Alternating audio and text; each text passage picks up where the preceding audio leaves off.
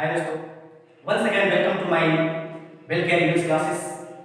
जैसा कि आप जानते हैं, इसके पहले एक वीडियो आप तक पहुंचा है और सबसे पहले मैं उनको बहुत बहुत धन्यवाद देना चाहता हूं कि जिन्होंने हमारे चैनल को सब्सक्राइब किया और हमारे चैनल से जुड़े हैं और बेल आइकन को बटन को प्रेस करके उन्होंने नोटिफिकेशन लेने के लिए रखा है।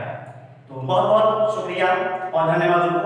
और हम ये बताना चाहेंगे कि अभी भी जो लोग हमारे YouTube channel well care English classes से जुड़े नहीं हैं तो please please please I request everybody today आज जो भी हम आप वीडियो अपडेट करते हैं इसमें वो सब्सक्राइब जरूर करें और दोस्तों सब्सक्राइब करने के बाद बेल आइकन बटन को प्रेस करना ना भूलें ताकि यदि हम कोई भी वीडियो अपडेट करते हैं तो उसका नोटिफिकेशन सबसे पहले आप तक पहुंचे।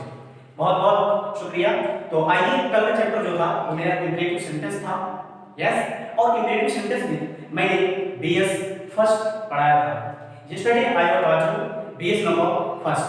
तो आइए दोस्तों शुरुआत करते हैं आज का वीडियो। ओके, सबसे पहले हमारा जो टॉपिक था वो टॉपिक क्या था? Imperative sentence. What? Imperative sentence. Yes, imperative sentence का माना क्या है? इंपरेटिव सेंटेंस का मतलब ये था आज्ञा सूचक वाक्य।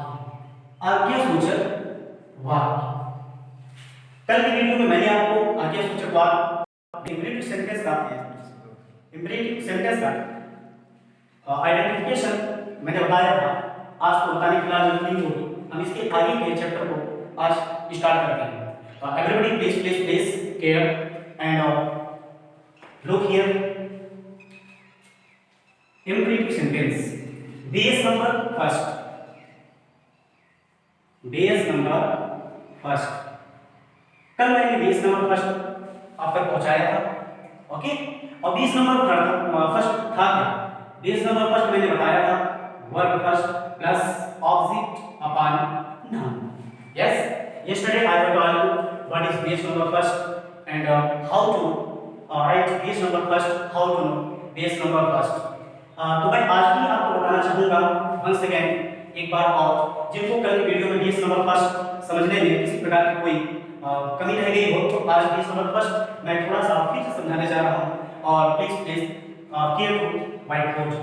बेस नंबर फर्स्ट वो फर्स्ट प्लस आपके बाद नाउन। वर्ब फर्स्ट मींस क्रिया और क्रिया की मैंने पहचान बताया था क्या? ना, ओ और ई। ना, ओ, ई। और ये जो ऑब्जेक्ट है, ऑब्जेक्ट को ये कर्म कहते हैं और नाउन है, नाउन को संज्ञा कहते हैं। नाउन को संज्ञा। तो दोस्तों ये वर्ब फर्स्ट यानी क्रिया में ना, ओ, ई, ना, ओ, ई और ये ऑब्जेक्ट मतलब ये कर्म, नाउन ये संज्ञा। ओके, ये स्ट्रक्चर मैंने कल आपको बताया था और इसका फिगर भी मैंने बनाया हुआ था। सही, इसका फिगर बनाया था। आइए इसका हम कुछ एग्जांपल आपको समझाने की कोशिश कर रहे हैं। देखिए एग्जांपल्स। ओके, फर्स्ट जैसे अगर दे दिया गया कि अंग्रेजी बोलिए, अंग्रेजी बोलिए। तो दोस्तों मैंने बताया था वर्ब फर्स्ट पहले लिखा जाएगा, लेकिन हिंदी में मैंने ये बताया था कि ऑब्जेक्ट या नाउन पहले होगा हिंदी वाक्य में और क्रिया बाद में होगा। लेकिन जब हम इसको अंग्रेजी में ट्रांसलेट करेंगे, अंग्रेजी में लिखना चाहेंगे तो सबसे पहले वर्ब फर्स्ट का यूज होगा, आफ्टर दैट ऑब्जेक्ट और नाउन का। तो आइए सबसे पहले हम बोलिए। अब देखिए बोलिए को पहले लिखेंगे हम। बोलिए का अंग्रेजी होता क्या है दोस्तों? स्पीक। क्या होता है? स्पीक। स्पीक मींस बोलना या बोलो या बोलिए, इस तरह से इंपरेटिव में इसको यूज करते हैं। स्पीक, उसके बाद अंग्रेजी जो पहले दिया है उसको हम ऑब्जेक्ट का नाउन के रूप में लिखेंगे तो अंग्रेजी इसकी इंग्लिश होती है। ओके, तो स्पीक इंग्लिश, अंग्रेजी बोलिए। इसी प्रकार से आप बहुत ढेर सारे वर्ड इस तरह से लिखकर ट्रांसलेट कर सकते हैं। Speak English. अब जो कल का मेथड था वो मेरा ये था वर्ब फर्स्ट। अब वर्ब फर्स्ट माने कि ये कम था। Verb first book, verb first speak, verb first tell, verb first read, verb first teach, ये था। उसके बाद object upon noun, object upon noun, हम according to verb, according to condition of sentence के अनुसार हम ऑब्जेक्ट को लिखते हैं। ओके, तो कम हमने इसका ऑब्जेक्ट बना दिया हियर, हियर मींस यहाँ, कम हियर। उसके बाद दूसरा वर्ब गो है, गो को मैंने लिख दिया there, go there. Speak, speak के ऑब्जेक्ट मैंने बना दिया स्पीक इंग्लिश, इसका ऑब्जेक्ट क्या बनाया मैंने इंग्लिश। ओके, और टेल, टेल का मैंने स्टोरी, रीड, रीड का ऑब्जेक्ट मैंने बुक लिख दिया बुक, और टीच, टीच मैंने मैथ लिख दिया। सही है, इन सभी का मैंने ऑब्जेक्ट बना दिया। अब देखिए होता कैसे कि कम, उसके बाद verb first come, verb first go, verb first speak, verb first tell, verb first read, verb first teach. अब इन सभी का ऑब्जेक्ट या नाउन, हम कम का object here, come here means यहाँ आई, गो देयर वहाँ जाए, स्पीक इंग्लिश अंग्रेजी बोली, टेल स्टोरी कहानी बताई, रीड बुक किताब पढ़िए, टीच मैथ गणित पढ़ाई। तो दोस्तों ये था कल का बेस नंबर फर्स्ट। ठीक, तो आप इसको जान चुके होंगे। अब आइए मैं आज आपको बेस नंबर सेकंड में लेकर चलता हूँ। बेस नंबर सेकंड दोस्तों, बेस नंबर सेकंड है क्या, उसको हम सबसे पहले यहाँ लिखते हैं उसका स्ट्रक्चर को। तो बेस सेकंड मेरा जो है वो है please upon always, please upon always. हमने दो मीनिंग को यहाँ पर रखा है बेस नंबर सेकंड को बनाने के लिए और यूज करने के लिए। तो ये please upon always plus verb first plus object upon noun, फर्क कुछ नहीं है। बेस नंबर फर्स्ट जो था verb first plus object upon noun था, और इसी बेस फर्स्ट में हमने प्लीज और ऑलवेज को ज्वाइन कर दिया, तो मेरा बेस नंबर सेकंड हो गया। अब प्लीज का मतलब होता है कृपया, प्लीज का मतलब कृपया होता है, और ऑलवेज का मतलब होता है हमेशा। क्या दोस्तों, हमेशा, हमेशा, और इसको हम सदा भी कह सकते हैं। और एक हिंदी इसकी और होती है, वो भी मैं आपको बता देता हूँ, सदैव। यानी ऑलवेज को हम तीन तरह से हिंदी बना सकते हैं। ऑलवेज का मतलब हमेशा, सदा या फिर सदैव, और प्लीज आपका कृपया हो गया। आफ्टर दैट वर्ब फर्स्ट दिया हुआ है, तो वर्ब फर्स्ट क्रिया, क्रिया में क्या दोस्तों नाउन, क्रिया में और ओ और ई। ठीक, उसके बाद दिया है ऑब्जेक्ट अपॉन नाउन, ऑब्जेक्ट को हम कर्म कहते हैं और नाउन को हम संज्ञा कहते हैं। यस, तो आइए दोस्तों हम मैच करते हैं। प्लीज कृपया हो गया, ठीक, ऑलवेज हमेशा सदा या फिर सदैव, और वर्ब फर्स्ट क्रिया में नाउन को ई है, और नाउन को हम संज्ञा कहते हैं, और ऑब्जेक्ट मेरा क्या हो गया कर्म हो गया। तो दोस्तों ये बेस नंबर सेकंड का मैंने स्ट्रक्चर आपके सामने रखा, आपको शायद समझ में आ गया होगा। अब इसको हम और भी डिस्क्रिप्शन अगर करना चाहें तो डिस्क्रिप्शन कर सकते हैं, और डिस्क्रिप्शन करने के बाद ही बेहतर समझ में आएगा। तो आइए सबसे पहले दिया गया है प्लीज। दोस्तों प्लीज की स्पेलिंग PLEASE है, और मेरी आदत है कि प्लीज को मैं शॉर्टकट इस तरह से लिखता हूँ।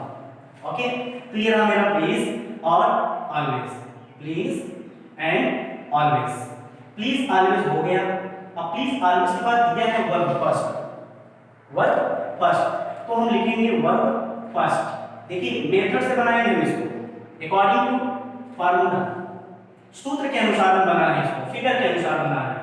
Please upon always, after that verb, then we can write verb first come, verb first jump, verb first tell, verb first speak, verb first do, verb first write, verb first dream, yes, verb first take, etc।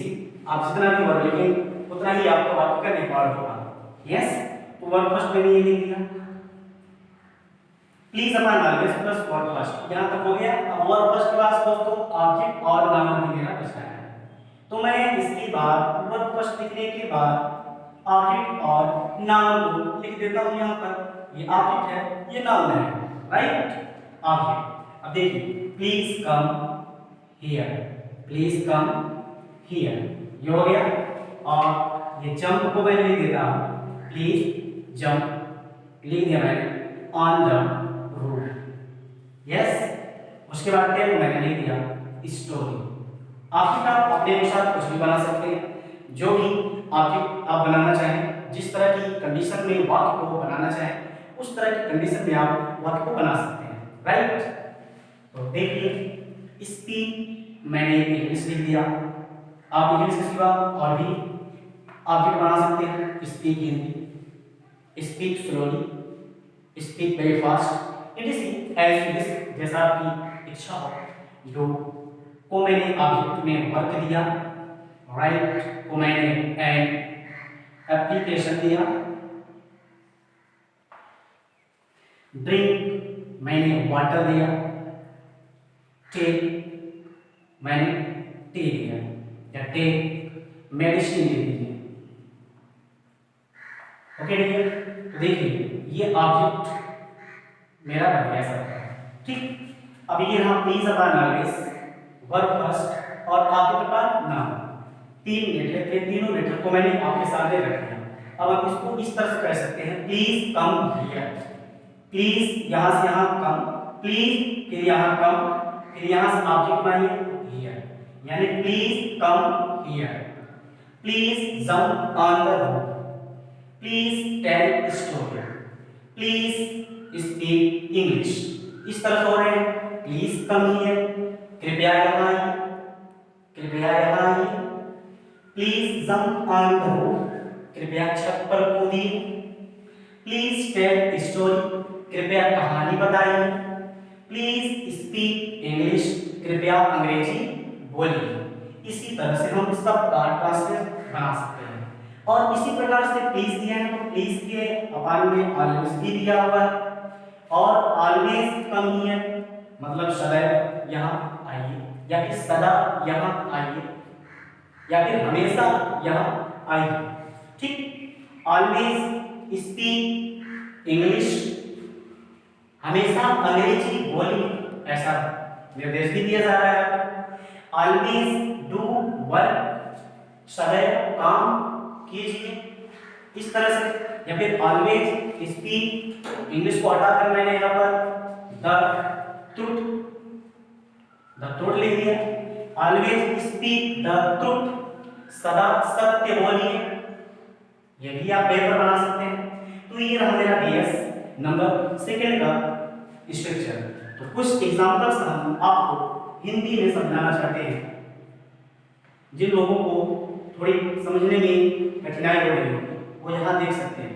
जैसे कह दिया जाएगा कि हमेशा, हमेशा गरीबों की सहायता कीजिए, हमेशा गरीबों की सहायता कीजिए। तो हमेशा का सबसे पहले हम दोस्तों ऑलवेज लिखेंगे, ये मेरा ऑलवेज हो गया, ऑलवेज। उसके बाद वर्ब फर्स्ट को लिखेंगे, वर्ब फर्स्ट के बाद मैंने कहा सहायता, सहायता के लिए हम हेल्प लिखेंगे, ऑलवेज हेल्प, किसकी सहायता, गरीबों की, ऑलवेज हेल्प द पुअर, हमेशा गरीबों की सहायता कीजिए, ठीक। अगर मैं यहाँ पर दूसरा एग्जाम्पल लिखना चाहूँ प्लीज का, तो जैसे आप कहते हैं कृपया, कृपया जरूरत मंदों की, कृपया जरूरतमंदों की सहायता कीजिए, कृपया जरूरतमंदों की सहायता कीजिए। अब सबसे पहले कृपया का हम लिखेंगे प्लीज, ये आपका प्लीज हो गया दोस्तों, प्लीज। उसके बाद हम लिखेंगे वर्ब फर्स्ट, सहायता के लिए हम हेल्प का प्रयोग करेंगे, प्लीज हेल्प। उसके बाद जरूरतमंदों को हम लिखेंगे द नीडी, यानी प्लीज हेल्प द नीडी, कृपया जरूरतमंदों की सहायता कीजिए।